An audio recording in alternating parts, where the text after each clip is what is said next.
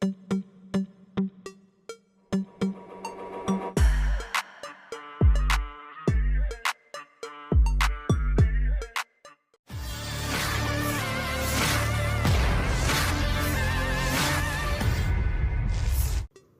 memamerkan rekaman memperlihatkan momen perahu militernya dibombardir drone VT-40 Rusia.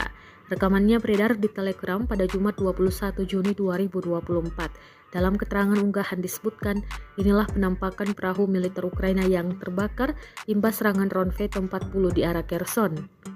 Perahu tersebut bersandar di tepi sungai tanpa tentara Ukraina. Dalam gempuran ini juga tidak disebutkan adanya korban jiwa. Rekamannya pun menuai berbagai komentar dari warganet. Diketahui pula perang Rusia-Ukraina masih berlanjut hingga saat ini. Presiden Rusia Vladimir Putin menegaskan tidak akan menarik pasukannya dari Ukraina dan akan terus melanjutkan kampanye militernya.